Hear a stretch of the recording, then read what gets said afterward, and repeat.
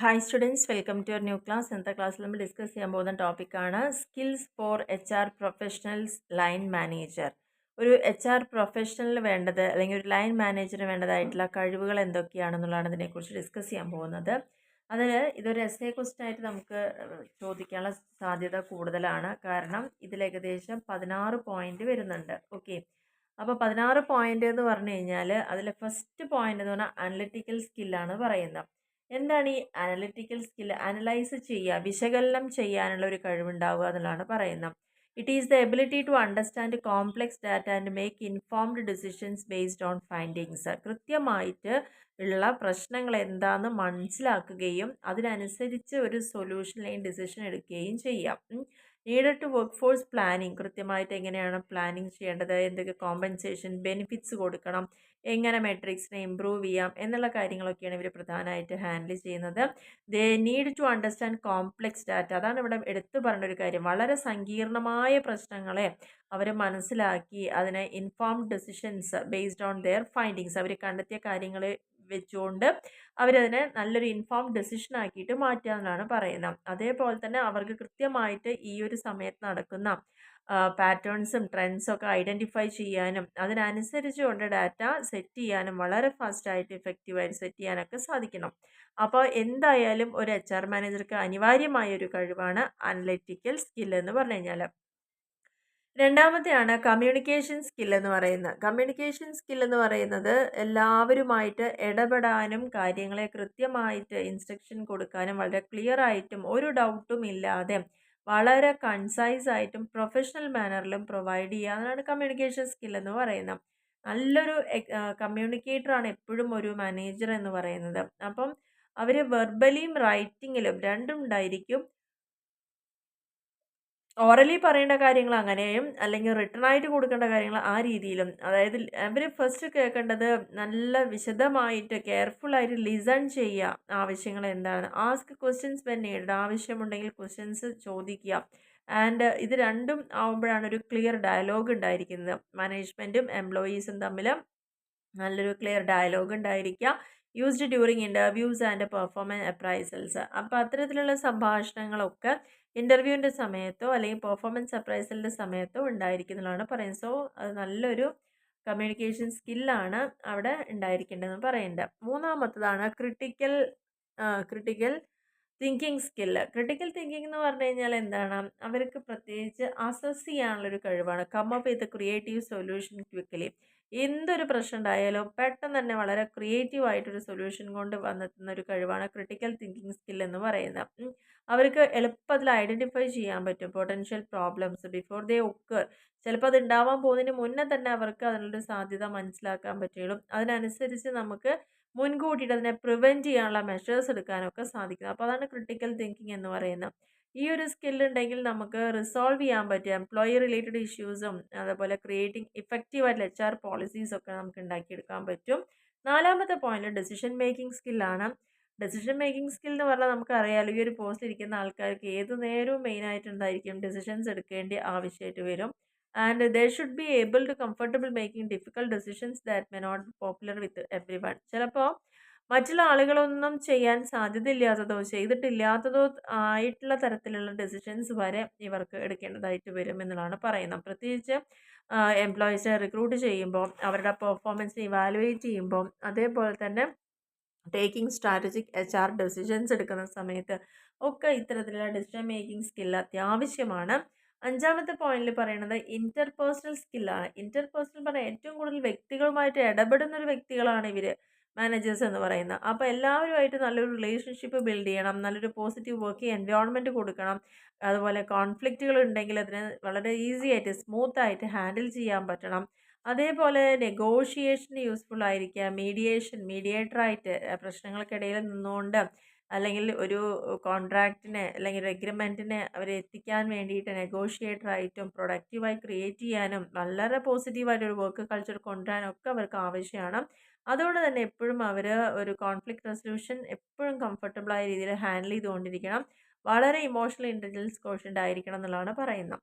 And ആറാമത്തെ പോയിന്റിൽ പറഞ്ഞിരിക്കുന്നത് ലീഡർഷിപ്പ് സ്കില്ലാണ്. ലീഡർഷിപ്പ് സ്കിൽ എന്ന് പറഞ്ഞു കഴിഞ്ഞാൽ നമുക്കറിയാം ഏതൊരു ടീമിനെയും ഏതൊരു ഡിപ്പാർട്ട്മെന്റിനെയും നയിക്കുന്ന അവിടുത്തെ ഹെഡുകളാണ്. അതായത് it is the ability to inspire a team and provide direction. നമ്മളുടെ കൂടെയുള്ള ആളുകളെ ഇൻസ്പയർ ചെയ്യുക, മോട്ടിവേറ്റ് ചെയ്യുക, ഡയറക്ഷൻ കൊടുക്കുക. Experiencing leading large scale projects, വലിയ വലിയ പ്രോജക്റ്റുകൾ ചെയ്ത് പരിചയമുള്ള ഒരാളായി മാറുക. ആൻഡ് HR ഡിപ്പാർട്ട്മെന്റ്സും അവരുടെ സക്സഷൻ പ്ലാനിങ്, ഒരാൾ റിട്ടയർ ചെയ്താലോ പ്രൊമോട്ട് ചെയ്താലോ ഡെത്ത് സംഭവിച്ചാലോ ഒക്കെ പകരം ആരെ എടുക്കും, എങ്ങനെ എടുക്കും, ആ ഒരു ഫോസ്റ്ററിങ് ടാലൻറ്റിനെയൊക്കെ ഫോസ്റ്റർ ചെയ്തെടുക്കുക. And able to inspire their team എന്നാണ് പറയുന്നത്. ആവശ്യമുള്ള സമയത്തൊക്കെ ഒരു ടീമിനെ ഇൻസ്പയർ ചെയ്യാൻ കഴിവുള്ള ഒരാളായി മാറുക എന്നാണ് പറഞ്ഞിരിക്കുന്നത്. ഏഴാമത്തെ പോയിന്റിൽ പറയുന്നത് നെഗോഷിയേഷൻ സ്കിൽസ് ആണ്. നെഗോഷിയേറ്റർ എന്ന് പറഞ്ഞു കഴിഞ്ഞാൽ എന്താണ്, എപ്പോഴും ഏതൊരു ടീമിൻ്റെയും ഒരു അതിനെയൊക്കെ അഡ്വക്കേറ്റ് ചെയ്യാനുള്ള കഴിവ്. കമ്പനിയെ ഫൈൻ മ്യൂച്വലി ബെനിഫിഷ്യൽ എഗ്രിമെൻറ്റ്സ്, ഏതൊരാൾക്കാരുമായിട്ടും എഗ്രിമെൻറ്റ്സിലൊക്കെ ഒപ്പുവയ്ക്കുക, അല്ലെങ്കിൽ അവരെ ആ ഒരു എഗ്രിമെൻറ്റിലേക്ക് എത്തിക്കുക, അല്ലെങ്കിൽ അവർക്ക് കമ്പനിക്ക് വേണ്ടിയിട്ട് നല്ല ഒരു നെഗോഷിയേറ്ററായി മാറുക, ഇടനിലക്കാരനായി നിന്നുകൊണ്ട് തന്നെ കമ്പനിക്ക് വേണ്ടതായ ഡിമാൻഡ്സുകളൊക്കെ അംഗീകരിച്ച് കിട്ടുക. ഇതൊക്കെയാണ് it is important for negotiating കോൺട്രാക്റ്റുകൾ. അതിൻ്റെ ബെനിഫിറ്റുകളും അതേപോലെ അതിൻ്റെ റിസോൾവിങ് ഡിസ്പ്യൂട്ട്സ്, എന്ത് തന്നെ പ്രശ്നങ്ങളുണ്ടെങ്കിലും അതിനൊക്കെ സോൾവ് ചെയ്യാനുള്ളൊരു കഴിവുണ്ടായിരിക്കുക എന്നാണ് പറയുന്നത്. നെക്സ്റ്റ് പറഞ്ഞിരിക്കുന്ന ഓർഗനൈസേഷൻ സ്കില്ലാണ്. ഓർഗനൈസേഷൻ സ്കിൽ എന്ന് പറഞ്ഞു കഴിഞ്ഞാൽ എന്താണ്, ability to handle multiple task at once. ഒരുപാട് ടാസ്കുകളായിരിക്കും നമുക്ക് ഒരേ സമയം ചെയ്യേണ്ടി വരിക. And complete them in a timely manner. ഇനി ആ ചെയ്യുന്ന വർക്കുകളാണെങ്കിലോ അതെല്ലാം കൃത്യമായിട്ട് നമുക്ക് ടൈമിലി അത് കംപ്ലീറ്റ് ചെയ്യുകയും വേണം. It helps in planning organisation events. കൃത്യമായിട്ട് എങ്ങനെ ഈവൻറ്റിനെ പ്ലാൻ ചെയ്യാം, എങ്ങനെ അറേഞ്ച് ചെയ്യാം മീറ്റിങ്ങുകൾ, എങ്ങനെ എംപ്ലോയി റെക്കോർഡുകൾ മെയിൻറ്റെയിൻ ചെയ്യണം, അങ്ങനെയുള്ള ഒരേ സമയം തന്നെ പല ജോബുകൾ എന്നാൽ ടൈം ലിമിറ്റിൻ്റെ ഉള്ളിൽ തന്നെ അത് കംപ്ലീറ്റ് ചെയ്യുക എന്നുള്ളതാണ് അവിടെ ഉദ്ദേശിക്കുന്നത്. നെക്സ്റ്റ് പറഞ്ഞിരിക്കുന്നത് പ്രോബ്ലം സോൾവിങ് സ്കില്ലാണ്. പ്രോബ്ലം സോൾവിങ് എന്ന് പറഞ്ഞാൽ എപ്പോഴും അവർ ഫേസ് ചെയ്തുകൊണ്ടിരിക്കുന്ന ഒത്തിരി സൊല്യൂഷൻസ് ആവശ്യമുള്ളൊരു മേഖലയിലാണ്. ഒരുപാട് പ്രിവെൻറ്റീവ് ആയിട്ടുള്ള പൊട്ടൻഷ്യൽ ഇഷ്യൂസ് ഒക്കെ അവിടെ ഉണ്ടായിരിക്കാം. അപ്പോൾ അവർ കോൺസ്റ്റൻ്റ്ലി എന്താ ചെയ്യുന്നത്, faced with problems that need to be solved. Problems ഉണ്ടാവുകയും അതിങ്ങനെ സോൾവ് ചെയ്ത് പോവുകയും ചെയ്യുക. അവരെപ്പോഴും നല്ലൊരു സ്ട്രോങ് പ്രോബ്ലം സോൾവിങ് സ്കിൽ അവർക്ക് ഉണ്ടായിരിക്കണം എന്നുള്ളതാണ് പറയുന്നത്. അവരെങ്ങനെ ചിന്തിക്കണം, to think outside the box എന്നാണ് പറയുന്നത്, ടു ഫൈൻഡ് ക്രിയേറ്റീവ് സൊല്യൂഷൻ. ഒരു ക്രിയേറ്റീവായിട്ടൊരു സൊല്യൂഷനാണ് നമുക്ക് വേണ്ടതെങ്കിൽ ഔട്ട്സൈഡ് ദ ബോക്സ് എന്ന് പറഞ്ഞാൽ ഒരു ബോക്സിൻ്റെ പ്രത്യേകത എന്താ, അത് അടയ്ക്കപ്പെട്ടതാണ് അല്ലെ ഒരു ബോക്സ് എന്ന് പറഞ്ഞു കഴിഞ്ഞാൽ. പക്ഷെ നമുക്ക് എപ്പോഴും അതിൻ്റെ ഒരു 4 ചുമരിൻ്റെ ഉള്ളിൽ ഒതുങ്ങാതെ അതിൽ നിന്ന് പുറത്ത് കടന്നുകൊണ്ട് ചിന്തിക്കാനുള്ള ഒരു രീതിയിലേക്ക് നമ്മുടെ ചിന്തകളെ മാറ്റുക എന്നാണ് പറയുന്നത്. And they should have strong problem solving skills and they should be also able to make a proactive approach to problem solving. Proactive എന്ന് പറഞ്ഞു കഴിഞ്ഞാൽ ഒരു പ്രോബ്ലം ഉണ്ടാവാൻ പോകുന്നുണ്ട് എന്ന് നമുക്ക് മുൻകൂട്ടി കാണാനും അതിനെ തടയാനും, പ്രൊആക്റ്റീവായിട്ട് മുൻകൂട്ടി കാര്യങ്ങൾ ചെയ്തിട്ട് അതിനെ തടയുക, പ്രിവെൻറ്റ് ചെയ്യുക പൊട്ടൻഷ്യൽ ഇഷ്യൂസ് ബിഫോർ ദേ ഒക്കർ. കാരണം ആക്ച്വലി അത് ഒക്കർ ചെയ്യുന്നതിന് മുന്നേ തന്നെ നമുക്ക് ഫീൽ ചെയ്യണം അത് ഉണ്ടാവാൻ പോകുന്നുണ്ട്, അതിനെങ്ങനെ തടയണം എന്നുള്ള കാര്യങ്ങളാണ്. ആൻഡ് യൂട്ടിലൈസ്ഡ് ഇൻ കോൺഫ്ലിക്റ്റും റെസൊല്യൂഷനും പോളിസി ഡെവലപ്മെൻറ്റിലും അഡ്രസ്സിങ് എംപ്ലോയി സാറ്റിസ്ഫാക്ഷനിലൊക്കെ നമുക്കത് യൂസ് ചെയ്യാമെന്നാണ് പറയുന്നത്. റിസർച്ച് സ്കില്ലുകൾ അത്യാവശ്യമാണെന്നുള്ളതാണ് പറയുന്നത്. എന്താണ് റിസർച്ച് സ്കിൽ എന്ന് പറഞ്ഞു കഴിഞ്ഞാൽ, to find information quickly and accurately. നമുക്ക് വേണ്ടതായിട്ടുള്ള ഇൻഫർമേഷനൊക്കെ, നമുക്ക് വേണ്ട ഇൻഫർമേഷനെ വളരെ ക്വിക്കായിട്ടും അക്യുറേറ്റ് ആയിട്ടും അത് നേടിയെടുക്കുക എന്നുള്ളതാണ് പറയുന്നത്. And familiarity with research methods, നല്ല രീതിയിൽ തന്നെ റിസർച്ച് മെത്തേഡ്സും ടൂൾസും ഒക്കെ അറിയുന്ന ഒരാളായി മാറുക. ആവശ്യമുണ്ടെങ്കിൽ ടാലൻറ്റ് അക്വിസിഷനും ബെഞ്ച് മാർക്കിങ്ങും സ്റ്റേയിങ് അപ്ഡേറ്റഡ് വിത്ത് HR ട്രെൻഡ്സും ആൻഡ് റെഗുലേഷൻസ് എന്നുള്ള ആ ഒരു പുതിയ മേഖലയൊക്കെ അവർ കൈകാര്യം ചെയ്തിട്ടുണ്ടാവണം, അറിവുണ്ടാവണം. They should be able to find information quickly and accurately. കറക്റ്റായിട്ടുള്ള ഇൻഫർമേഷനും വളരെ ക്വിക്കായിട്ടുള്ള ഇൻഫർമേഷനും നമുക്ക് കളക്ട് ചെയ്യാൻ സാധിക്കണം എന്നുള്ളതാണ് പറയുന്നത്. ഇനി നെക്സ്റ്റ് 11ാമത്തെ പോയിന്റിൽ പറയുന്നത് ടൈം മാനേജ്മെൻ്റ് ആണ്. ടൈം മാനേജ്മെൻറ്റ് സ്കിൽ എന്ന് പറഞ്ഞു കഴിഞ്ഞാൽ എന്താണ്, അവിടെ കൃത്യമായിട്ട് ഒരു സമയപരിധിയുടെ ഉള്ളിൽ എല്ലാ കാര്യങ്ങളും ഏത് വർക്കിനാണ് നമ്മൾ മുൻഗണന കൊടുക്കേണ്ടത് ആദ്യം തന്നെ എന്നുള്ളത് നമ്മൾ ചിന്തിച്ച് വയ്ക്കുക. അതിനനുസരിച്ച് നമ്മുടെ സമയത്തിനെ മാനേജ് ചെയ്യുക എന്നുള്ളതാണ് പറയുന്നത്. ആൻഡ് അവർക്ക് പലപ്പോഴും പല ഡെഡ് ലൈൻസ് മീറ്റ് ചെയ്യേണ്ടതായിട്ട് വരും. ആ പറഞ്ഞ സമയത്തിനുള്ളിൽ തന്നെ അവരുടെ പല പ്രോജക്റ്റുകളും കംപ്ലീറ്റ് ചെയ്യേണ്ടതായിട്ട് വരും. അപ്പോൾ അതുകൊണ്ട് തന്നെ കൃത്യമായിട്ടൊരു ടൈം മാനേജ്മെൻറ്റ് സ്കില്ല് ഉണ്ടായിരിക്കണം എന്നുള്ളതാണ് പറയുന്നത്. ആൻഡ് നെക്സ്റ്റ് പോയിന്റിൽ പറയുന്നത് സ്ട്രെസ് മാനേജ്മെൻറ്റ് സ്കില്ലാണ്. അപ്പോൾ ഇവിടെ എന്ന് പറഞ്ഞു കഴിഞ്ഞാൽ സ്ട്രെസ് മാനേജ്മെൻറ്റ് എല്ലാ മേഖലയിൽ വർക്ക് ചെയ്യുന്ന ആളുകൾക്കും തീർച്ചയായിട്ടും അവിടെ എന്തുണ്ട്, എല്ലാ ലെവൽസിലും സ്ട്രെസ് ഉണ്ട് എന്നുള്ളതാണ് പറയുന്നത്. അപ്പോൾ ആ ഒരു സ്ട്രെസ്സിനെയൊക്കെ വളരെ കാമായിട്ട് സ്റ്റേ ചെയ്തുകൊണ്ട് under pressure and maintain A positive attitude even challenging situation വളരെ മോശമായിരിക്കാം, പക്ഷേ അത്തരത്തിലുള്ള സിറ്റുവേഷനിൽ വളരെ പോസിറ്റീവ് ആറ്റിറ്റ്യൂഡ് മെയിൻറ്റെയിൻ ചെയ്യാനും വളരെ കൂൾ ആൻഡ് കാമായിട്ട് സ്റ്റേ ചെയ്യാനും സാധിക്കുക എന്നാണ് പറയുന്നത്. എൻ്റെ experiencing managing stressful projects and dead line successfully. And ഇത്ര നല്ല കഴിവുള്ള ആളുകളാണെങ്കിൽ അത് ആ സ്ട്രെസ്ഫുൾ പ്രോജക്റ്റിനെ നല്ല രീതിയിൽ എക്സ്പീരിയൻസ് ചെയ്യാനും മാനേജ് ചെയ്യാനും അതുപോലെ അവർ പറഞ്ഞ സമയത്തിനുള്ളിൽ തന്നെ സക്സസ്ഫുൾ ആയിട്ട് കംപ്ലീറ്റ് ചെയ്ത് കൊടുക്കാനും ഒക്കെ സാധിക്കണം എന്നുള്ളതാണ് പറയുന്നത്. 13ാമത്തെ പോയിന്റിൽ പറയുന്നത് വളരെ ഫ്ലെക്സിബിൾ ആണ്.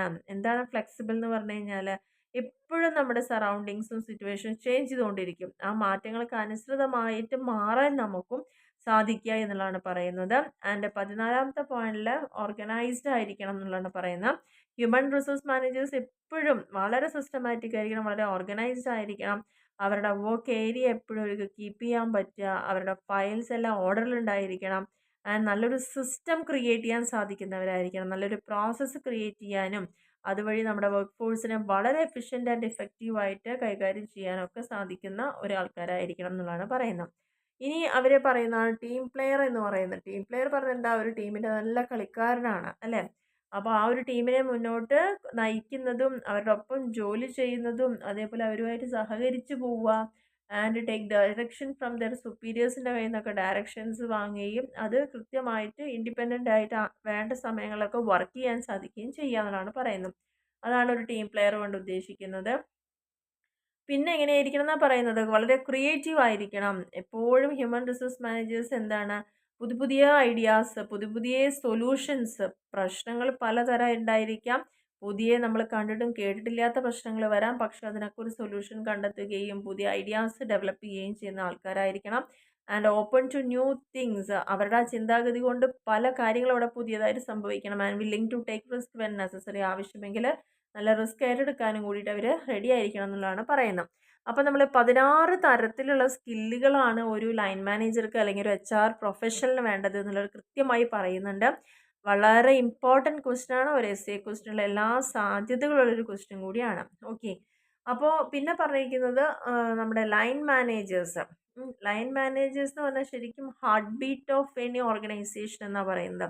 ആ ഒരു ലൈഫിനെ പൾസ് ചെയ്യുന്നതും ഡയറക്റ്റ് ചെയ്യുന്നതും പർപ്പസ് എന്ന് പറഞ്ഞത് പർപ്പസ് ത്രൂ ഇറ്റ്സ് കോറിഡോർസ് എന്നാണ് പറയുക. അപ്പം അവർ ഒരു ബ്രിഡ്ജായിട്ട് വർക്ക് ചെയ്യും. ആരാണ് ഈ ലൈൻ മാനേജർ എന്ന് പറഞ്ഞു കഴിഞ്ഞാൽ ഒരു സീനിയർ ആൻഡ് ഫ്രണ്ട് ലൈൻ എംപ്ലോയീസിനിടയിൽ ഒരു ബ്രിഡ്ജ് പോലെ, ഒരു പാലം പോലെ കണക്ട് ചെയ്യുന്ന ആളുകളെ ensuring their team work ensure ചെയ്യുക, good and pursuit its objectives.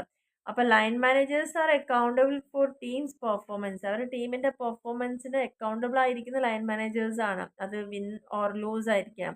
അപ്പോൾ line managers watch and they are responsible.